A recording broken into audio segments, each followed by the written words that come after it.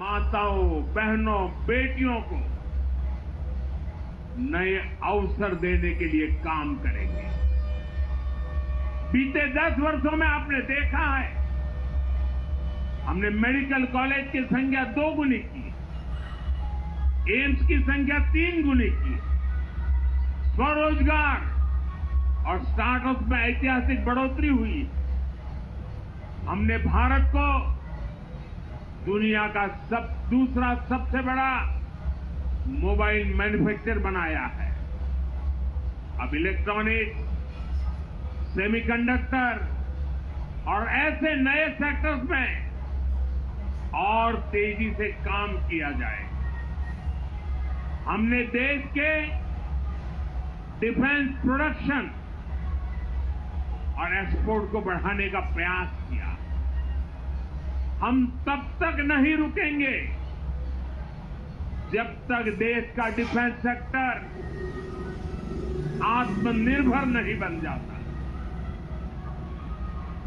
हम अपने युवाओं को शिक्षा, रोजगार, स्वरोजगार हर क्षेत्र में सशक्त करेंगे।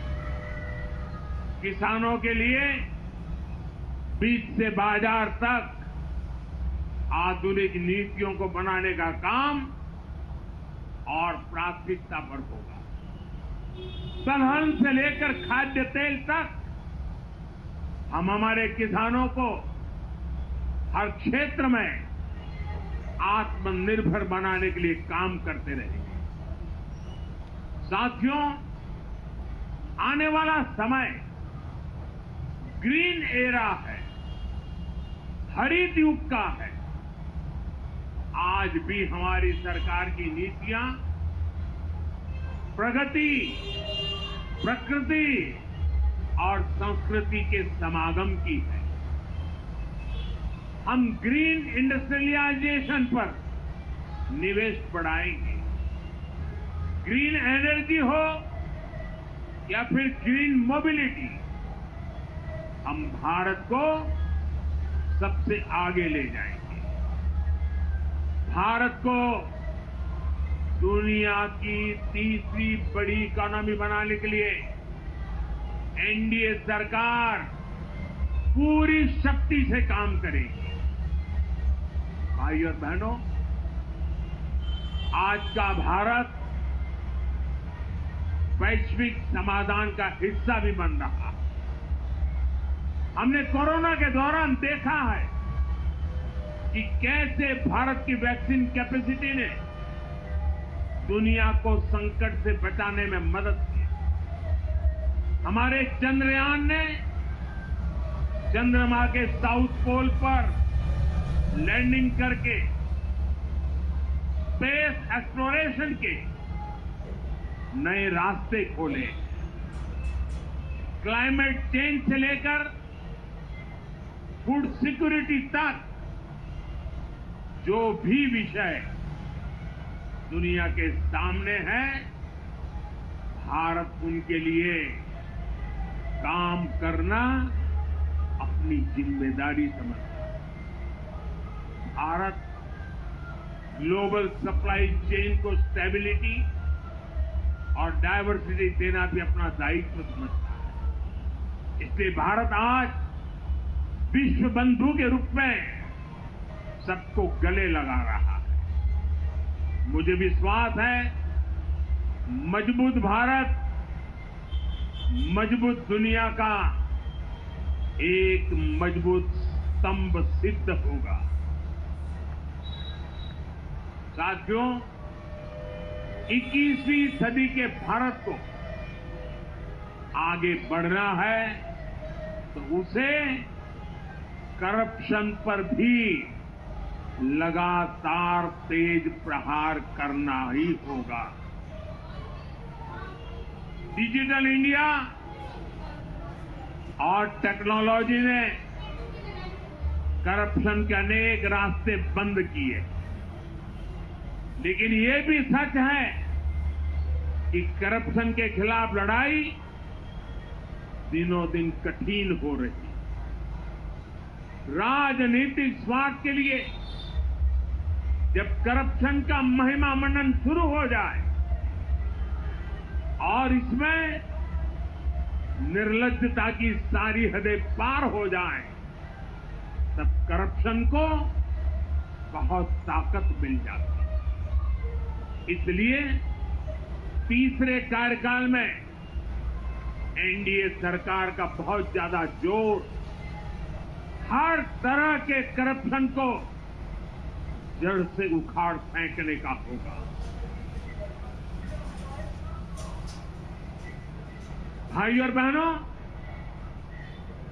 भाजपा के हर कार्यकर्ता के लिए हमेशा से दल से बड़ा देश रहा है। सेवा भाव से बड़ी राजनीति कोई नहीं हो सकती। इसलिए हमें सेवा भाव को सर्वोपरि रखने की परंपरा को निरंतर मजबूत करना है। भाजपा का कार्यकर्ता जन आकांक्षाओं, जन भावनाओं और जन अपेक्षाओं का प्रतिनिधित्व करता है और ये हम कभी भूल नहीं सकते।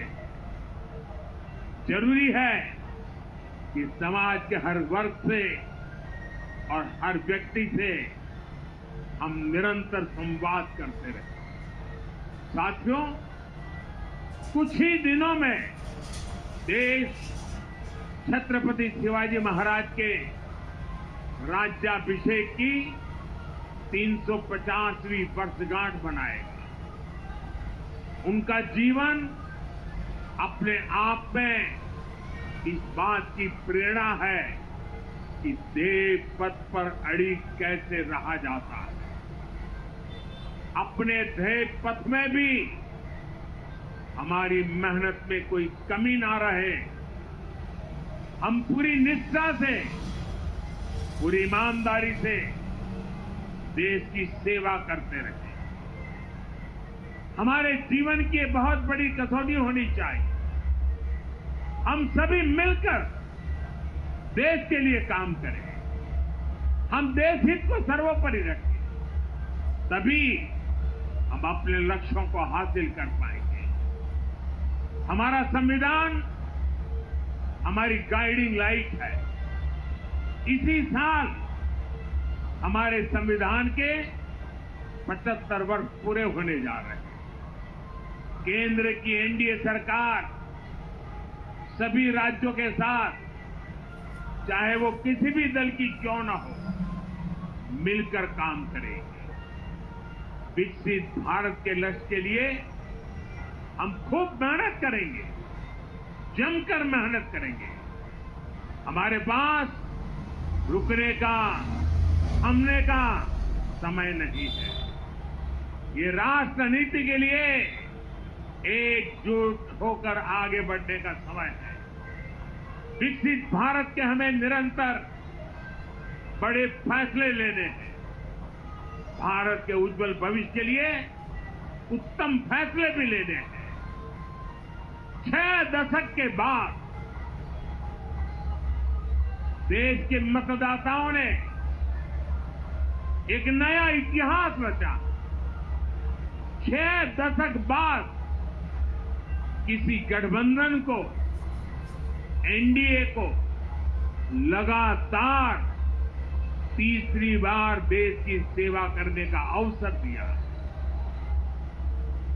जनता जनार्दन के साथ विश्वास का ये अटूट रिश्ता, ये लोकतंत्र की बहुत बड़ी शक्ति है। आपका आशीर्वाद नए उत्साह, नए उमंग के साथ काम करने की हमारी ऊर्जा है। मैं हमारे अध्यक्ष श्रीमान नड्डा जी और संगठन की केंद्र की टीम, संगठन की राज्यों की टीम, जिले की टीम, मंडल की टीम, बूथ लेवल की कमेटी हो या पन्ना प्रमुख, नड्डा जी के नेतृत्व में अनेक चुनौतियों के बीच जिस हिम्मत के साथ, जिस समर्पण भाव से राष्ट्र प्रथम के मंत्र को जीते हुए इस चुनावी जंग में एनडीए को विजय दिलाई है, वे सबके सब अनेक अनेक अभिनंदन के पात्र हैं।